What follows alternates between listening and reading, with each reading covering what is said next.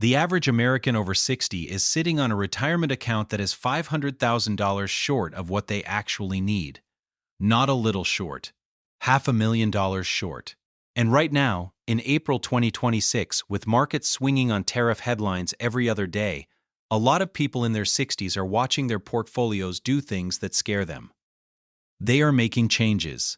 They are moving money. They are second-guessing everything they built over 30 years of working.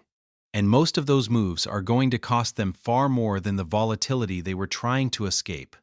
What I am going to show you today is the exact opposite of that panic. 2 Vanguard funds. That is it. No 12-fund portfolio with overlapping positions. No constant rebalancing. No watching CNBC every morning to figure out what to do next. 2 funds. A specific allocation between them, and a clear reason why this pairing is one of the most battle-tested approaches available to anyone in or near retirement right now. If you are past 60, this might be the most important 14 minutes you spend with your money this year. Let us start with something most financial advisors will not say out loud. Complexity is not sophistication. It feels sophisticated. You open a brokerage account. You see 12 funds with different ticker symbols, exposure to emerging markets, a small cap tilt, a tech overlay, a bond ladder, and it feels like someone smart built that. What it actually does is invite tinkering, and tinkering in retirement is where fortunes get destroyed. Between 60 and 70% of retirees abandon their investment strategy during the first major market downturn. Not 10%, not 20%. The majority. And the reason is not stupidity. It is complexity. When you do not understand exactly what you own and exactly why you own it, fear wins. The simpler your portfolio, the more likely you are to hold it when holding is the only thing that matters. After 60, the math of your investing life changes completely. You are not in accumulation mode anymore. You are in distribution mode, or you are about to be. And in distribution mode, there is a risk that almost nobody talks about enough. A risk that can wreck your retirement even if you did everything right during your working years. It is called sequence of returns risk. The single most dangerous thing standing between you and a retirement that lasts. Here is how it works. Take 2 retirees.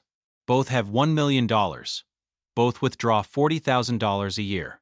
Both earn the exact same average annual return over 20 years. The only difference, one of them gets the bad years first early in retirement. The other gets the good years first.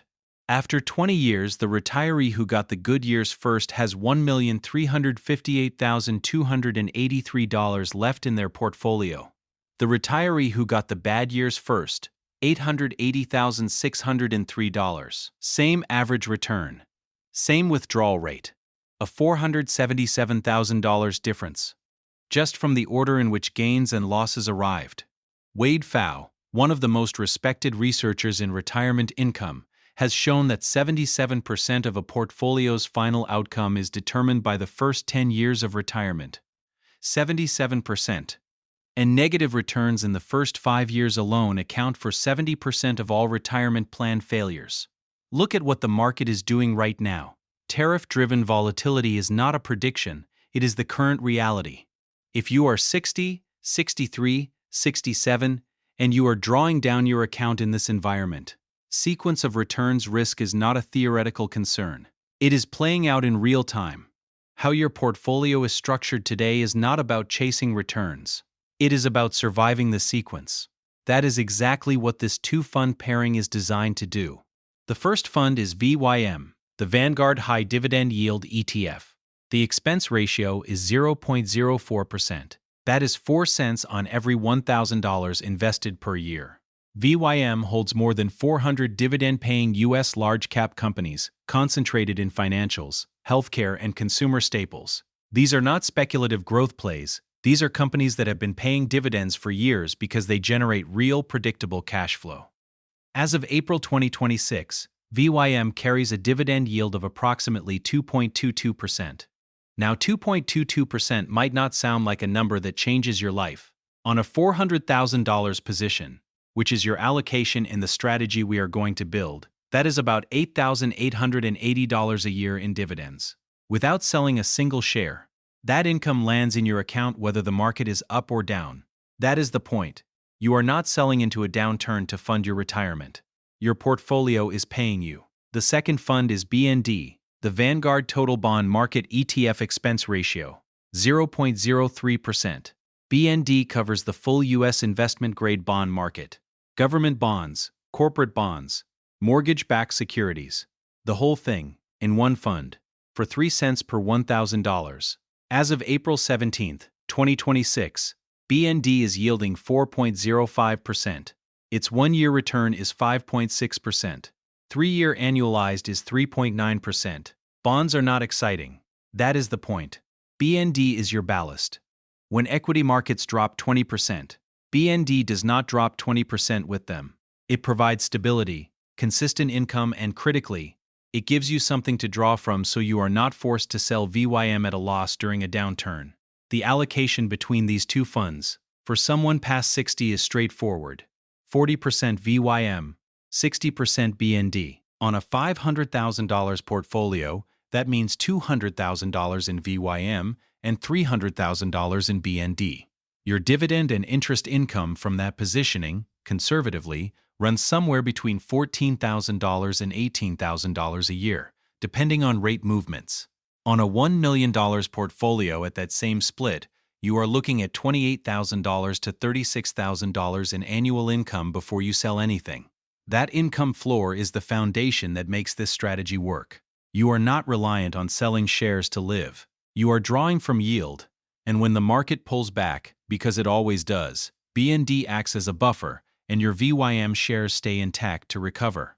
Now let us put the 4% rule into this picture, because it matters more in 2026 than it has in years. The 4% rule has been the standard retirement withdrawal benchmark since William Bengen introduced it in 1994. The idea: withdraw 4% of your portfolio in year 1, adjust for inflation each year after, and your money survives 30 years. Simple, clean. But 2026 is not 1994. Morningstar's latest research puts the truly safe withdrawal rate for a balanced portfolio over 30 years at 3.9%, not 4%. And if you are looking at a 50-year retirement horizon, which is not out of the question for a healthy 60-year-old, the 4% rule carries roughly a 15% historical failure rate, a 15% chance of running out of money before you run out of life. Drop to 3.3% and that 50-year success rate climbs above 95%. What does this mean in practice? On a $1 million portfolio, 3.9% is $39,000 a year. On $536,748, which is the median retirement balance for Americans over 60, not the mean, the median, 3.9% is $20,933 a year. That is before tax. That is the reality for most people. The gap between what people have saved and what they need is not closing. The average American over 60 holds $1,185,486 when you count the whole group. But median is $536,748. The top of the distribution pulls the average way up. Most people are working with far less than $1 million. Not a reason to panic. A reason to be brutally precise about every dollar you invest and every dollar you withdraw. Which is exactly why complexity is the enemy and simplicity is the strategy. Here is something that does not get said enough about BND right now. A 4.05% yield on the bond side of your portfolio is genuinely attractive. For most of the 2010s, the yield on BND hovered below 2.5%. Anyone who pulled out of bonds during that decade, frustrated by low yields, and shifted into growth equities, they got rewarded for a while, and then 2022 happened. Sequence of returns risk hit them just as they were approaching or entering retirement. 4.05% on BND in April 2026 means you are getting paid to hold the conservative side of your portfolio. That has not been true for a long time. Use it. Before we get to the comparison fund that some of you are going to ask about, I want to cover the most common mistakes people make at exactly this stage of their financial lives. Even a perfect portfolio can be destroyed by bad behavior. Mistake 1. Holding too many funds. Sounds harmless until you realize what it actually does. When you own 15 funds, you do not understand 15 funds. You understand 0. You are trusting without comprehending. And the moment your portfolio drops 18%, which it will at some point, You have no framework for why, no clarity about what to do, and no conviction to hold. Conviction comes from understanding. Understanding requires simplicity. Mistake 2. Staying too heavy in growth too late. A 65-year-old with 80% in the S&P 500 is not a sophisticated investor. They are someone carrying a 30-year accumulation mindset into a distribution phase portfolio. If the market drops 35% in their first 2 years of retirement, the math on recovery turns brutal. At 35 years old, a 35% drop is an opportunity. At 65, with withdrawals happening, it can be permanent damage. Mistake 3. No income floor. The one that sneaks up on people. An income floor is the portion of your retirement income that arrives regardless of what markets do. Social Security, a pension if you have one, dividend and bond income from funds like VIM and BND. When your income floor covers your basic living expenses, you never have to sell at the wrong time. You choose when you sell, rather than being forced to. Mistake 4. Ignoring longevity. A 60-year-old American in reasonable health today carries a very real probability of living to 87 or 88. A significant portion of 60-year-olds alive today will see 90. That is a 30-year retirement. Your portfolio has to work for 30 years, not 15 or 20. That changes everything about how you think about allocation, withdrawal rates, and risk. Now, some of you watching this already know about Vanguard Wellesley Income Fund, ticker V1X, and you are wondering why this video points to 2 separate funds instead of just Wellesley. Fair question. Wellesley is genuinely excellent. Running since 1970. Inception to date annualized return of 9.17%. 10-year annualized of 6.16%. Trailing yield of 3.53%. Its allocation sits at roughly 65% bonds, 35% dividend-paying stocks. Very close to the 60-40 split in our 2-fund strategy. So why not just use Wellesley and stop there? 3 reasons. First, the expense ratio. Wellesley costs 0.22% per year. VYM costs 0.04%, and BND costs 0.03%. On a $500,000 portfolio over 20 years, that fee difference quietly compounds into a meaningful gap, tens of thousands of dollars that stay in your account with the ETF structure rather than going to fund expenses. Second, flexibility. With VYM and BND as separate holdings, you can adjust your allocation as your life changes. At 60, you might run 40 over 60. At 75, maybe you shift to 30 over 70 as your time horizon shortens. With a single fund like Wellesley, someone else manages the allocation for you. Third, tax efficiency. ETFs are structurally more tax efficient than mutual funds. In a taxable brokerage account, that matters. In a Roth or traditional IRA, it matters less, but for anyone holding taxable accounts, VIM and BND hand you more control over when and how you realize gains. Wellesley is not a bad choice. If you want the single fund version of this philosophy, it is a legitimate one. But for the combination of low cost, simplicity, income, and flexibility, VIM plus BND is the sharper tool.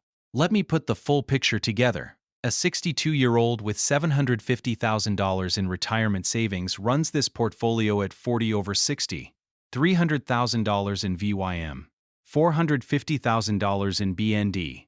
Annual dividend income from VYM at 2.22%, roughly $6,660. Annual interest income from BND at 4.05%, roughly $18,225. Total annual income from the portfolio, approximately $24,885, without selling a share. That is the income floor. Add Social Security at full retirement age, and most people in this scenario can cover basic living expenses purely from income, keeping the underlying shares intact and growing. In a down year, BND absorbs the shock. VIM as a dividend-focused fund historically drops less than the broader market in corrections, because dividend payers tend to be profitable companies with strong balance sheets. You are not immune to market drops, but you are insulated from the worst of them, and your income does not stop. That is the architecture. Stable income. Lower volatility than a pure equity portfolio, low cost. Simple enough that you will actually stick to it when markets get ugly. And right now, in April 2026, with the kind of headline risk that can make any week feel like a crisis. Will you actually stick to it? Is not a minor question. It is the whole game. Here's what I want you to think about before this video ends. You built your career over 30 or 40 years. You made hard decisions. You put money away when it would have been easier to spend it. The most common way people undo all of that work is not a stock that crashes, not a bad fund choice, not even inflation. It is one decision made in fear during a volatile stretch that locks in losses at exactly the wrong moment. Simple portfolios hold. Complex ones get abandoned. So tell me in the comments, what does your current retirement allocation look like, and what is the one thing that concerns you most heading into the next few years? I read every comment, and I want to know where you are in this. If this gave you something to think about, hit the like button and share it with someone you know who is navigating this exact stage of their financial life. There are a lot of people who need to hear this and nobody is telling them clearly. Make sure you are subscribed, because next week we are going into withdrawal sequencing strategies in detail, specifically how to structure the order in which you pull from taxable, traditional, and Roth accounts to extend your portfolio's life by years. You do not want to miss that one.